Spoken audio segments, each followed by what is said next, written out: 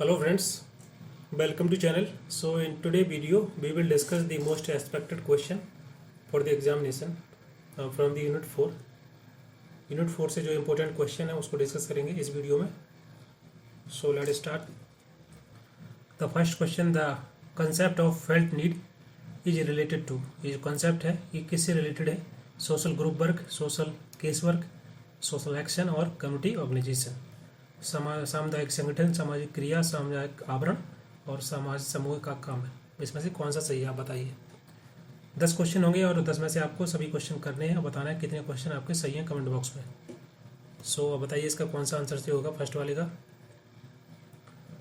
So hope आपने सोच लिया होगा आंसर. सो जिसको जो करेक्ट आंसर है that is option number D, community organisation. Community organisation का ही एक जो कंसेप्ट है फेल्ट नीड. इसका मतलब होता है कि ये जो भी हमारे सोसाइटी कम्युनिटी में जो भी डिफिशिएंसी होती है उसको करेक्ट करने के लिए लोगों के द्वारा कुछ बदलाव करने के लिए ये कॉन्सेप्ट बनाया गया था फेल्ट नीड का, कि बेसिकली सोसाइटी में क्या प्रॉब्लम है, क्या ज़रूरत है, सोसाइटी क्या डेफिशिएंसी है, उसको कैसे करेक्ट किया जाएगा एक कम्युनिटी लेवल पर. तो ये कॉन्सेप्ट जो है कम्युनिटी डेवलपमेंट का है, कम्युनिटी ऑर्गेनाइजेशन का. सो ऑप्शन नंबर डी जो करेक्ट हो जाएगा. Next question number second, point out the model of community organisation. Community organisation के मॉडल यहाँ पर दिए गए हैं, आपको बताना है कौन कौन से हैं. सोशल एक्शन, सामाजिक क्रिया, सोशल प्लानिंग, सामाजिक नियोजन, लोकेलिटी डेवलपमेंट, स्थायी विकास, and option four that is community building. सामुदायिक बिल्डिंग यहाँ भवन नहीं है, मतलब समुदाय को बिल्ड करना. सो बताइए कौन सा इसका करेक्ट होगा. होप आपने इसका आंसर सोच लिया होगा. सो इसका जो राइट आंसर है that is option number D. यहाँ पर बात की जा रही है कम्युनिटी ऑर्गेनाइजेशन के मॉडल की, सभी मॉडल्स. सो हो सकता है बहुत सारे थिंकर के द्वारा डिफरेंट मॉडल दिए गए, जैसे कि अगर आपने सुना होगा रोथमैन का नाम, इनके द्वारा 3 मॉडल दिए गए थे जिनका नाम था लोकेलिटी डेवलपमेंट मॉडल, उसके बाद planning model and the third one social action model.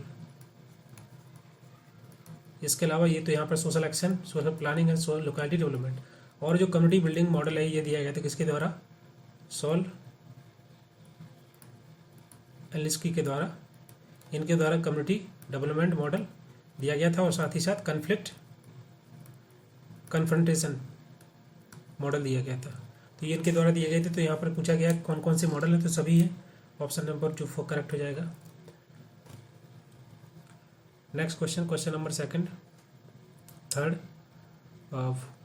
what is the relationship between the community organization and community development.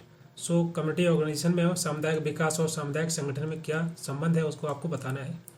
So to have nothing in common, इनके बीच में कोई कॉमन नहीं है तो ये कभी नहीं हो सकता. And community development is currently use mainly in relation to rural area और less developed country. There was community organisation used in the area that which level to living as the relatively high. ऐसा कुछ नहीं है. Both term are often use in interchangeably. तो दोनों के दोनों शब्द हैं आपस पर मतलब विनिमय किया जा सकते हैं, ऐसा भी नहीं है. दोनों चीज़ें अलग अलग हैं और उनके बीच में संबंध है, ऐसा भी नहीं, कुछ संबंध है. There is the relation between them. Option number D दिया है community development is the field in which community organisation is practice by the professionally trained community organiser. तो ये थोड़ा सा सही लग रहा है. सो जान लेते हैं क्या होता है कम्युनिटी डेवलपमेंट और कम्युनिटी आपका ऑर्गेनाइजेशन. सो बताइए अब क्या होगा कम्युनिटी ऑर्गेनाइजेशन. कम्युनिटी ऑर्गेनाइजेशन मतलब होता है कम्युनिटी बेस्ड ऑर्गेनाइजेशन. आपकी कम्युनिटी में जितने भी ऑर्गेनाइजेशन होती हैं जैसे कि फैमिली है, इंस्टीट्यूशंस हैं, रिलीजियस इंस्टीट्यूशंस हैं, इकॉनमी, ये सभी चीज़ें जो होती हैं वो कम्युनिटी की ऑर्गेनाइजेशन होती है जो कि काम करती हैं कम्युनिटी के, जैसे कि सोशल हेल्थ है, एजुकेशन है, वेलबींग्स है, उनकी ओवरऑल फंक्शनिंग उसको इम्प्रूव करने के लिए ये सभी ऑर्गेनाइजेशन काम करती हैं.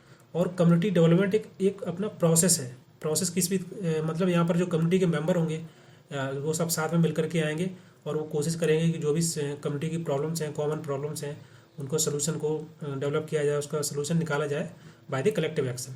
सो community development is the process. Okay, और कम्युनिटी ऑर्गेनाइजेशन क्या है, these are the organisation of community. So option number जो डी दिया है community development is the field in which community organisation is practice. तो ऑप्शन नंबर डी करेक्ट है. Question number 4, the book community welfare organisation principle and their practice has been written by. ये जो पुस्तक है किसके द्वारा लिखी गई थी आपको बताना है. M G. Gore, M G. Ross, K D. Gangrade and the Arthur Dunham. So बताइए इसका कौन सा करेक्ट आंसर होगा. सो होप आपने इसका आंसर सोच लिया होगा। Option number D will be correct. Now the next question number 5। A passive leader is an, passive leader कौन होता है? Democratic leader, profit, autocratic leader and the laissez faire leader. So इसका answer आप बताइए क्या होगा करेक्ट। सो passive leader के बारे में अगर हम बात करें तो पैसिव लीडर एक होता है पैसिव लीडर, ओके, एक होता है active leader. Okay, active leader वो होता है जो बहुत ज़्यादा डायरेक्टली इन्वॉल्व होता है अपनी टीम के साथ, उसको लोगों को इंस्पायर करना, इनकरेज करना और टीम को एंगेज करना ताकि जो उनका जो भी डिजायर रिजल्ट है, जो भी उनको जो ऑब्जेक्टिव है उसको अचीव कर पाएँ। एक कनेक्शन होता है अपनी पूरी टीम के साथ एक लीडर का, उसको बोलते हैं एक्टिव लीडर। पैसिव लीडर वो होता है कि वो केवल तभी इन्वॉल्व होता है टीम के साथ कोई जब बहुत बड़ी मिस्टेक्स या प्रॉब्लम होती है। इन जनरली वो बहुत ज़्यादा इंटरफेयर नहीं करता है टीम को, उनको स्वतंत्रता होती है, फ्रीडम होती है कि वो अपना काम अपने हिसाब से करें। सो वो पैसिव लीडर कहलाता है। सो ये इसमें अंतर है और आपको यहाँ देख के बताना है कौन सा पैसिव लीडर है। और लेजेंड फील्ड लीडर का मतलब क्या होता है? इसका मतलब यही है, पैसिव लीडर मतलब वो बहुत ज़्यादा इन्वॉल्व ना हो डिफरेंट एक्टिविटी में जब तक कि कोई बहुत बड़ी समस्या या प्रॉब्लम क्रिएट ना हो जाए। तो जो है ऑप्शन नंबर डी वो करेक्ट हो जाएगा।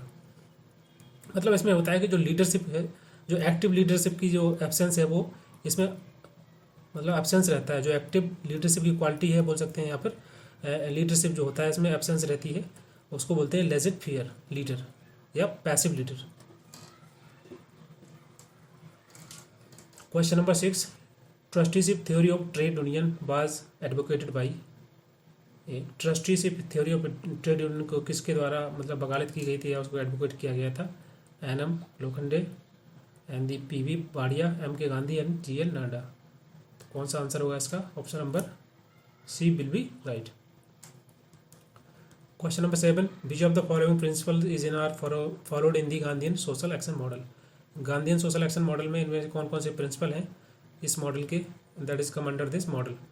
Principle of single study, dramatisation, dual approach and legitimisation या वैधता सिद्धांत।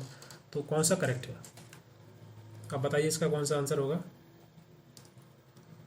सो इसमें एक मिनट। सो इसमें जो दिया है प्रिंसिपल ऑफ ड्रामेटाइजेशन ये करेक्ट है एंड डुअल अप्रोच भी इसमें करेक्ट है और लेजिटिमाइजेशन, ये तीनों के तीनों करेक्ट हैं। बट इसमें जो फर्स्ट दिया है सिंगल स्ट्रेटजी नहीं, इसमें डुअल स्ट्रेटजी को अपनाया जाता है। सो इसमें जो फर्स्ट वाला ऑप्शन नंबर बी जो है करेक्ट हो जाएगा। Now the next question number 8। Social legislation is the decree issue by the government for the removal of certain social evils and for the improvement of social condition. इसका reason दिया है the ultimate aim of social legislation is to bring about social reform in the society. Social legislation का मतलब होता है सामाजिक कानून जो है, जो कि सरकार के द्वारा मतलब जारी किए जाते हैं या फरमान बोल सकते हैं इसको। सोशल लेजिस्लेशन क्या है? एक डिग्री है, मतलब सरकार के द्वारा इसको जारी किया जाता है ताकि समाज की जो बुराइयां हैं, सर्टेन जो सोशल इविल्स हैं सोसाइटी में, उसको रिमूव किया जा सके, उनको खत्म करना, और सामाजिक परिस्थितियां हैं जो सोशल कंडीशन है उनको सुधारने के लिए सोशल लेजिस्लेशन को जारी किया जाता है। तो ये जो सेशन दिया है करेक्ट है। Reason that the ultimate aim of social legislation, इसका जो मेन उद्देश्य होता है is to bring about social reform in society, समाज में सामाजिक सुधार को करना। तो ये भी इसका रीजन करेक्ट है। सो इसमें दोनों ही सत्य हो जाएंगे। Now the next question number 9। Which of the following is the part of Saul Alinsky model of social action. इनके द्वारा जो सोशल एक्शन का मॉडल दिया गया था वो बताइए इनमें से कौन कौन सा उसका हिस्सा है, उसका पार्ट है। Attacking the person who had the establishment and the inducing the anger and hate and destroying the individuals who hold power, जिसके पास अधिकार पावर है उसको डिस्ट्रॉय करना, उसको खत्म करना, नष्ट करना। तो आपको बताना है सॉल एंड स्काई का क्या मॉडल था और क्या इसमें कौन सा आंसर इसका सही होगा। सो इसका जो फर्स्ट सेकंड एंड थर्ड तीनों ही सही है। So option number C correct हो जाएगा।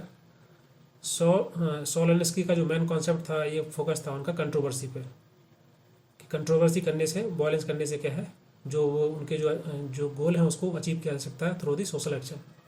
सो ये तीनों के तीनों ऑप्शन जो है करेक्ट है। Now the next question.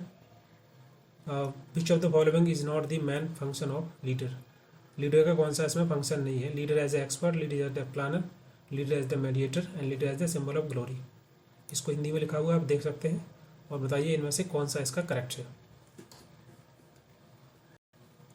तो ये थे 10 क्वेश्चन और आपको बताने इनमें से कौन सा सही है।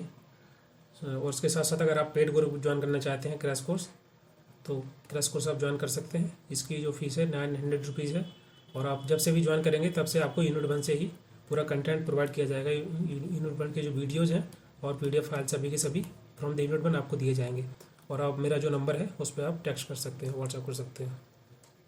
Thank you very much for today discussion.